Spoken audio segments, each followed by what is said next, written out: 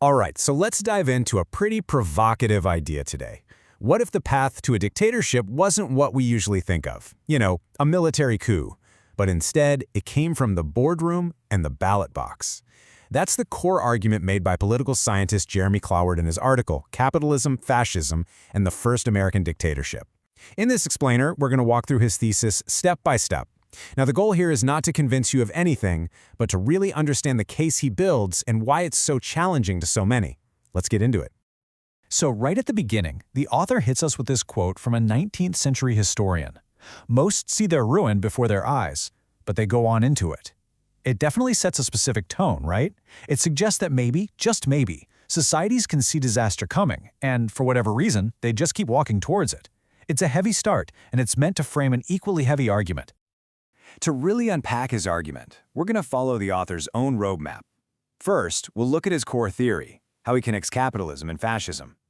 Then, we'll dive into the three big historical examples he uses to back that up. After that, we get to his most controversial claim, a direct parallel he draws to the United States today. And finally, we'll explore the how and why he thinks this is all happening, and what he proposes as a way forward. Okay, so let's start with the basics, the theoretical groundwork. To really get what the author is trying to say later on, we first have to understand how he defines the relationship between our economic system and our political structures. It's the foundation for everything else.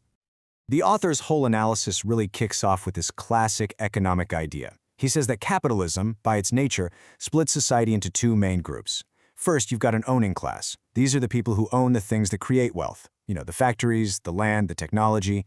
Then there's the working class, who, to make a living, have to sell their labor to that first group. According to him, this simple division is the engine that drives everything else he's about to talk about. So, how does the author see profit being made? Well, this slide gets right to the heart of it. He doesn't just see it as a reward for a good idea or a successful business. He calls the process capital extraction. The basic idea is that the profit for the owning class comes from the gap between the full value a worker creates with their labor and the wage they actually get paid, which is less. So in his view, it's kind of like a zero-sum game. For one class to gain wealth, that value has to be, well, extracted from the other. And here we are. This is the big one, the author's core thesis. He argues that whenever a fascist state rises up inside a capitalist economy, it doesn't just act as a neutral party. No. He claims that history shows us that the state will consistently, always in his words, side with the owning class. And why? To protect and even boost their ability to accumulate more capital, which often comes at the direct expense of the working class. Okay, so that's the theory. But the author says, hey, this isn't just some abstract idea. He believes it's a pattern that we see again and again throughout history. To try and prove that, he lays out three major case studies. First up, he takes us to Chile and the dictatorship of General Augusto Pinochet. The author points specifically to the 1973 coup that violently overthrew the democratically elected socialist president Salvador Allende as a textbook example of his thesis in action. And right here, the author lays out his evidence. He points to the CIA-backed coup that got rid of the socialist president. And what happened right after? Well, Pinochet's regime immediately reversed Allende's policies. Hundreds of factories and the all-important copper industry were handed back to private corporations. These new economic policies, put together by economists known as the Chicago Boys, were enforced, the author says, with absolute brutality: torture, murder, disappearances. In his view, the economics and the politics were two sides of the exact same coin, protecting capital at all cost. The author's second example is from just next door, Argentina's military junta during what's known as the Dirty War. He's careful to frame this not as some isolated event, but as part of a much bigger U.S.-backed campaign called Operation Condor, which was all about crushing left-wing movements across South America. Now here, the author shifts his focus from just state action to what he calls direct corporate involvement. He alleges that huge companies like Ford and Mercedes-Benz actively worked with the regime. And the claims he presents in the article are pretty stunning. He says Ford gave the government lists of their own union workers to be targeted, that they allowed a torture center to operate on company property, and that the Ford Falcon became the infamous car of choice for the government's death squads. The author's third and, let's face it, most powerful historical example is Nazi Germany. He argues that the Nazi regime wasn't just a political movement, it was also a business partner. He points to famous corporations like Porsche, General Motors, and Deutsche Bank, claiming their collaboration was essential, from making weapons to in some cases even helping finance the actual infrastructure of the Holocaust, like Auschwitz.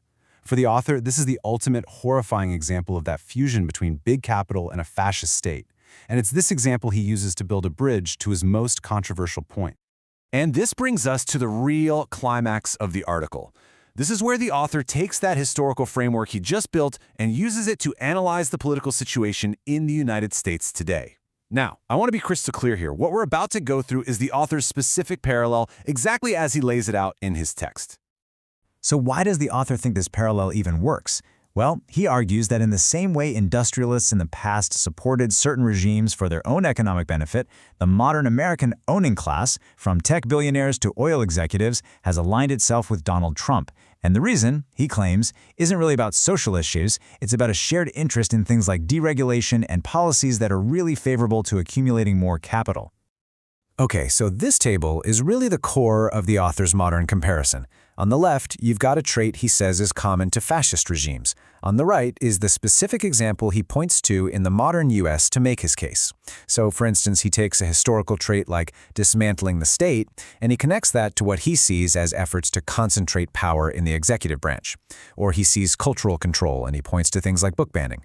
He goes down the list, drawing these very direct lines from targeting specific groups to what he calls a general contempt for democracy and truth itself. To really drive his point home, the author then compares popular support. He points out that Hitler actually lost the 1932 presidential election in Germany, getting about 37% of the vote. He then puts that number right next to Donald Trump's popular vote share in 2024. Now, the author's implication here is pretty clear. In his view, the level of popular support for the figure he's analyzing today is actually quite a bit higher than it was for Hitler right before he became chancellor, which he presents as a really alarming part of the parallel he's drawing. Now, it's really important to understand that the author writes this entire piece from a kind of hypothetical future perspective, as if it's July 2025. And from that vantage point, he looks back and lists these actions from a hypothetical second Trump term. He presents them as proof that his thesis is playing out in real time. Things like dismantling federal agencies, threatening neighbors, and completely realigning U.S. foreign policy. So, if we accept the author's parallel, even for a moment, you have to ask, how could this happen? What are the mechanisms that would allow it? In this next section, he tries to answer that, looking at both the psychological and the institutional factors that he believes have created the situation he's describing. For the psychological side of things, the author, Cloward, he doesn't use his own analysis. He turns to the work of Dr. Bandy X. Lee, a psychiatrist from Yale and an expert on violence. He makes a point to frame her analysis not as a political opinion, but as a public health concern, focusing on her professional assessment of Donald Trump's mental fitness for making decisions. This quote from Dr. Bandy Lee is really central to the author's psychological argument. Her assessment, as he presents it, is that the core motivation is simply to destroy. So, why is that so important for his overall thesis? Well, he uses it to argue that the actions he's describing aren't part of some grand political strategy, but are actually the predictable result of what he frames as a destructive pathology. And in his view, that makes the situation far more dangerous and unpredictable. So, beyond the psychology of one person, the author argues there's been a massive institutional shift. He points to one specific thing, the 2024 Supreme Court case on presidential immunity, Trump v. United States. In his view, this was the legal moment that effectively and officially created an American dictatorship. And this is the key line from that Supreme Court ruling, as quoted by the author. He argues that by giving a president absolute immunity for anything they do within their exclusive sphere of constitutional authority, the court basically removed the ultimate check on presidential power. It effectively, he says, placed the president above the law and created what he calls a ruler without restraint. After laying out this really extensive and, frankly, very grim analysis, the author doesn't just leave it there. In the last part of his article, he shifts gears from diagnosis to prescription. He outlines what he sees as the only possible way forward from the situation he's just described. Now, the author's solution is built on a pretty radical idea. He argues that in the kind of system he's described, where the state and the owning class have basically fused into one thing, you can't just reform the system. He says trying to go back to how things were before isn't an option. In his view, they have become the true enemy of the people. So what's the author's big solution? Well, he lays out a four-step path, and it's explicitly revolutionary. First, he says the American working class has to awaken to its economic position in society. Second, once awake, it has to understand its own collective power. Step 3 is a huge one. It must end the current economic and political system, period. And finally, the goal is to create a new American republic, one that he specifies must be totally different from the one founded in the 1700s and instead be governed by and for the working class.